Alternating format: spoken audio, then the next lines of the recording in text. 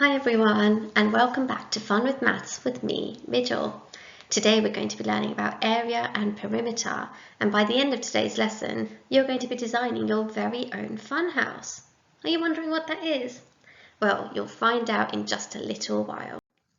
This is what you're going to need for today's lesson. You'll need a pen or a pencil to write with, a ruler to draw some straight lines with, a piece of paper, and you know what comes next, of course, your brain. Pause the video if you need to go and get any of those bits ready to start our lesson. Okay, let's get started. So in today's lesson, we're going to be looking at addition, and then we'll move on to calculating perimeter. We'll be looking at some different strategies for multiplication, and we'll move on to calculating area. We'll end off with my task to design a fun house. So let's start off with addition. Now there are many different strategies that you can use to add different numbers. Today we're just going to be looking at 3 of those that might help us when we're trying to calculate perimeter. Those 3 are number bonds, the counting on method, and using near doubles.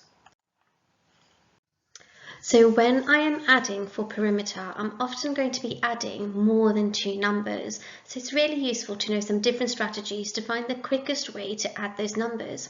The first one we're going to look at is number bonds. So you can see here, I've got 4 numbers that I need to add. 13 plus 15 plus 7 plus 4. So one thing that you can look at when you've got multiple numbers to add is, are there any number bonds present in these 4 numbers? So looking at these, straight away I can see that 13 and 7 are number bonds because 13 plus 7 would make 20. I know that because I know 3 plus 7 is 10, so 13 plus 7 would be 20. So I'm going to do that as my first step. So I've already added 2 of my numbers. The next strategy I would do, once I've looked for any number bonds, I would then just add the next biggest number. So from 20, I'm going to add 15, and 20 plus 15 is 35. The number I'm left with to add is now my 4. So my last step would be 35 plus 4 is 39. So you can see how I've broken down those calculations by looking for where I may possibly have a number bond. On the next slide, I want you to see if you can have a go on your own. So there are your 4 digits that you need to add up. 12 plus 9 plus 14 plus 8. Have a look if there are any number bonds in those 4 numbers. Start by adding those and then add the next biggest number. Pause the video and come back when you're ready to go through the answer. Okay, let's see how you got on. Now, just a reminder that there are many ways that you could add these 4 numbers. We're just looking for some really quick strategies to try and improve our mental maths. So when I looked at these numbers, the first thing I saw was the number bond of 12 and 8. So 12 plus 8 is 20. I can't see any other number bonds there, so I'm now going to add the next biggest number. I would then do 20 plus 14, which is 34. My last step, I need to add my 9, so 34 plus 9 is 43. How did you get on? Are you ready to have a look at our next strategy? So the next strategy we're going to be looking at for addition is near doubles. Now near doubles is literally exactly what it sounds like. It's not quite a double, but it's 2 numbers that are very close to being the same. So they're near doubles. So here's my example. I'm going to be adding 13 plus 15 plus 12 plus 15. Now you might be thinking, you can already see there is a double there, and you're absolutely right. So I can start off with that. I can see 2 number 15s, so the first thing I'm going to do is add them together. And I know that 15 plus 15, or double 15, is 30. Now the 2 numbers that I'm left with is 13 and 12. This is what we would call a near double, because the 2 numbers are very close to each other. So I know that double 12, or 12 plus 12, is 24. So I should know that 13 is just 1 bigger than 12. So all I need to do, double 12 is 24, so 12 plus 13 would be 25. I'm just adding 1 more because 13 is 1 bigger than 12. So my next step would be 13 plus 12 is 25. I can then add those 2 numbers together. 30 plus 25 is 55. So think about how I've done that. I had a double, so I started off with that. I then had a near double, and I used what I know, that double 12 is 24, and I just added in 1 more. Let's see if you can have a go at doing the next next one on your own. So we've got our 4 numbers to add here. We've got 25, add 27, add 31, add 30. Now you haven't got any doubles in this one. Have you got some near doubles though? Pause the video and see what strategy you would use to work this out. Okay, should we have a look at what we could have done? So the first thing I would have done is done 31 plus 30, because those are really close to each other. I know that double 30 is 60, so I've just got one more than 30 here, so my answer would be 61. So I'm then left with the numbers 25 and 27. Now 25 and 27 are quite close together as well. I know that double 25, or 25 plus 25, is 50. So 25 plus 27, 27 is 2 more than 25, so my answer would be 2 more than 50.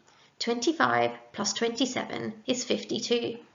Then in my last step, I just need to add these two numbers together. So 61 add 52 is 113. Now I did this mentally by doing 60 plus 50 is 110, and 1 plus 2 is 3. You could do it mentally, or if you wanted to, you could do that as a column addition. Let's have a look at our final addition strategy.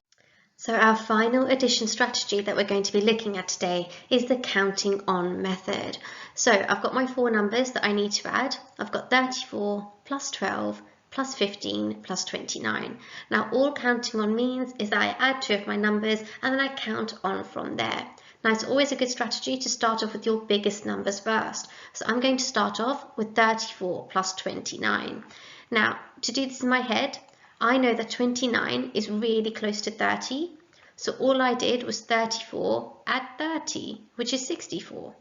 But I wasn't meant to add 30, was I? I was meant to add 29, so I had to take 1 away from my answer to get 63. This is where I'm now going to count on. So I've added my 34. I've added my 29, I'm going to go to my next largest number, which is 15. So far I've got a total of 63, and my next step I'm going to do 63 plus 15. I'm counting on. 63 plus 15, I know, is 78. Now I need to count on from this number that I've got. So my next line is going to start with 78. Which number do I still need to add?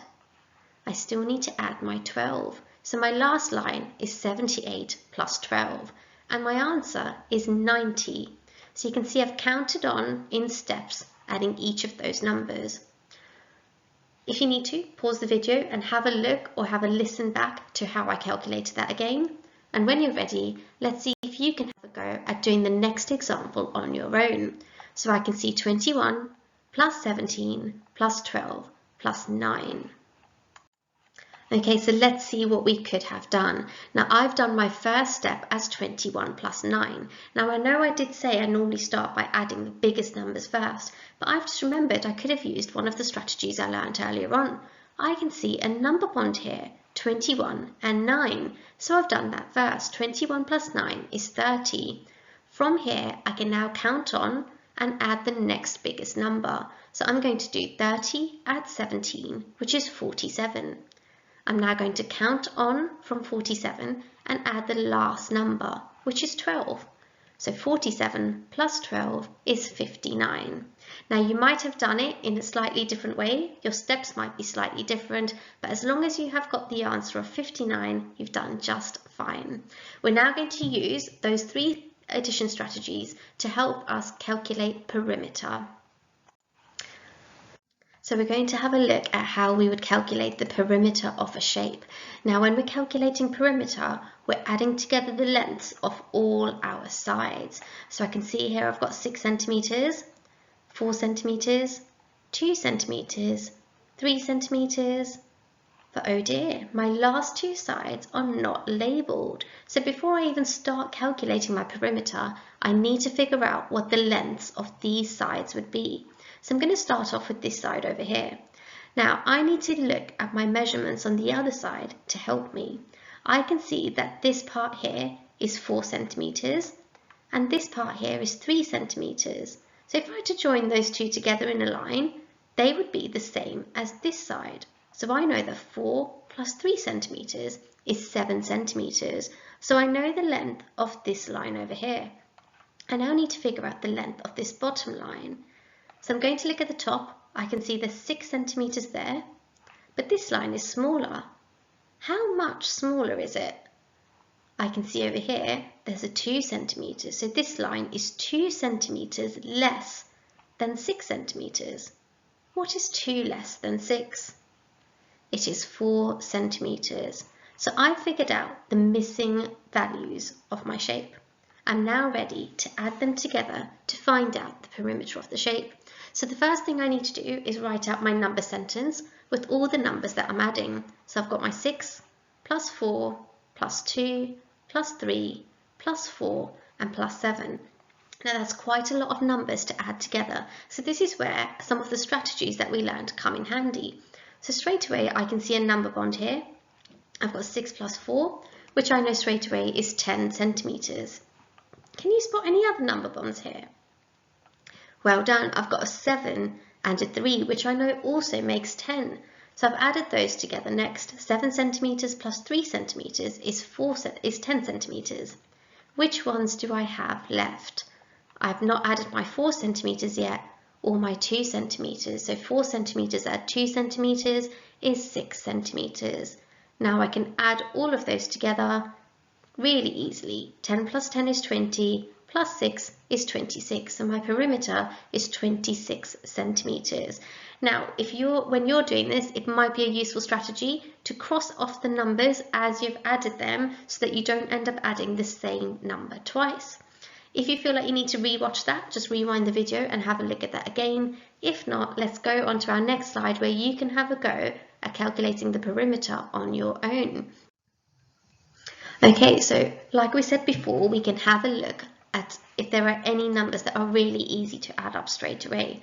So I can see I've got a number bond here. So my first line is going to be 4 centimetres plus 6 centimetres equals 10 centimetres. Hopefully you've crossed them off to make sure that you don't add them again. In my next step, I decided to do 2 centimetres as 2 centimetres because I can see a double and I know that 2 add 2 is 4. I can then see another double with my 3 and 3. So I've done 3 centimetres at 3 centimetres equals 6 centimetres. I've then added my last 2, which is 9 centimetres at 5 centimetres, which is 14 centimetres. In my last step, I need to add all these numbers together, and it's quite easy. I've got 10. I know 6 and 4 is 10 as well, so I've got 20 altogether. Plus 14 gives me 34 centimetres. I hope you got on okay with that, because we're now ready to move on to looking at multiplication and calculating area. So on this next slide, I'm going to give you a bit of a multiplication challenge. Now with perimeter, we're working on addition. With area, we multiply our sides together. So I'm going to get you to pause the video and fill out all of these multiplication and division calculations. Come back when you're ready to go through the answers. Okay, hopefully you got on okay with that. Learning our times tables is so important. It helps us with so many different areas of maths. Get a pen or a pencil ready to mark your answers. Pause the video and go through to see which ones you got correct. Okay, hopefully you got most of those, if not all of them, correct. And we're now ready to move on to find out how to work out area. So calculating area. To calculate area, you multiply the height of a shape by its width. So I can see the height of my shape here is 4 millimetres. The width of my shape is 9 millimetres. So the calculation I need to do is 9 millimetres times 4 millimetres. And I know 9 times 4 is 36. I've got my units of millimetres. And when we're calculating area, we have this symbol up here. Do you know what it's called? It's called squared. So my answer would be 36 millimetres squared. Let's have a look at another example. Now, sometimes we're given shapes to calculate the area of, but they're not always a simple shape.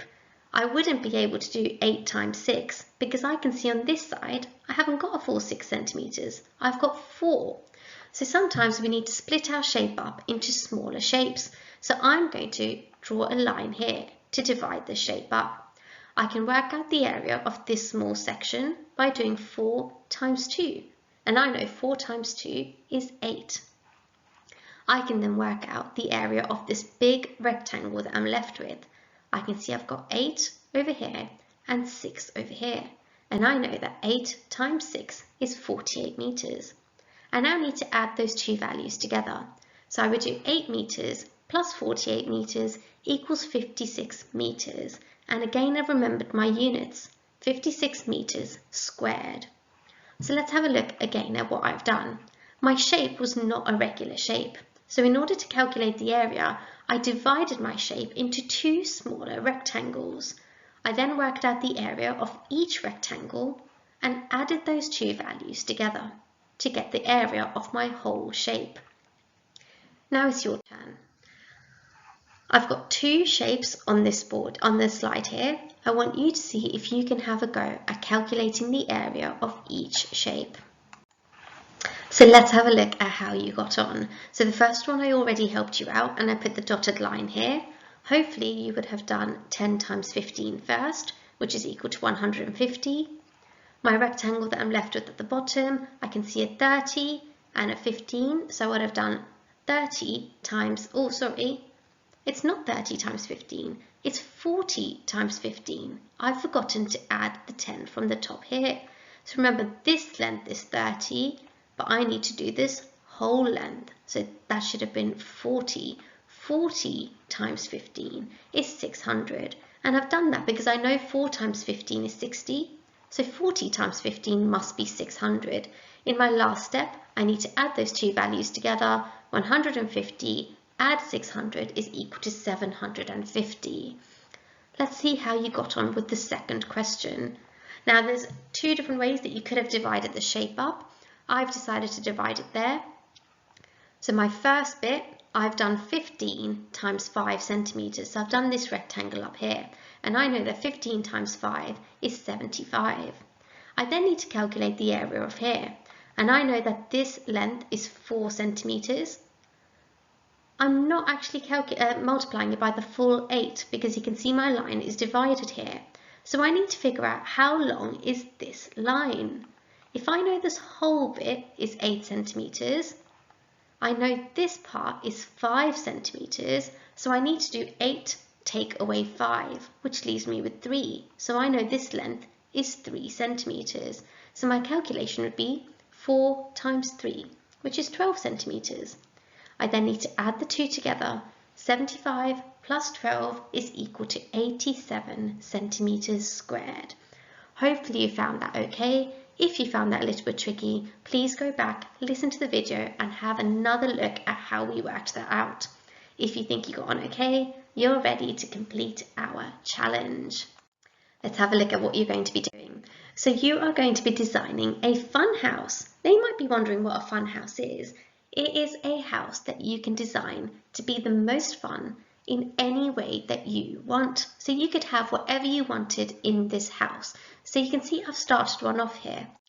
So I have decided to make my house 12 squares by 12 squares. So I've measured out 12 centimeters by 12 centimeters. I decided in my fun house, right in the center, I was going to put a chocolate fountain. So I've done my chocolate fountain, 2 squares across and 2 squares down. I've worked out the area of my chocolate fountain by doing 2 times 2, which is 4 centimeters squared. I then worked out the perimeter of my chocolate fountain by doing 2 plus 2 plus 2 plus 2, which has left me with 8 centimeters. Now remember, for my area, I've used squared. For my perimeter, I haven't. I then decided in my fun house, I wanted a bouncy castle corner. So one whole corner of my house is just a giant bouncy castle. And I needed to work out the area and perimeter. Now you can see this is not a regular shape, so I've had to split it up into two parts. My first part, I've done 3 by 2. So I've done 3 across by 2 down. And I know that 3 times 2 is 6. My next square is just 1 by 1, and I know 1 times 1 is 1. So I've got 3 times 2, which is 6, plus 1 times 1, which is 1. 6 plus 1 is 7 centimeters squared. 7 centimeters squared. The perimeter of my shape, I need to add all my edges. So I need to add 3 plus 2 plus 2 plus 1 plus 1 plus 3. And when I've added that all together, I've got an answer of 12 centimetres. Have you got any other ideas of what I could put in my fun house? I really enjoy bowling, so I might even put a bowling alley somewhere in my house. I might have a room that is just a trampoline room. I might even have a whole room dedicated to being a cinema room. I could have a games room. I could even have an arcade room if I wanted. Have a think about what you want in your house and make sure you calculate the area and perimeter of each of the fun spaces in your house. I would love to see some of the work that you've done, so please do send it to me so I can get some more ideas of what I can put in my fun house. Thank you for joining. I look forward to seeing your work. Bye.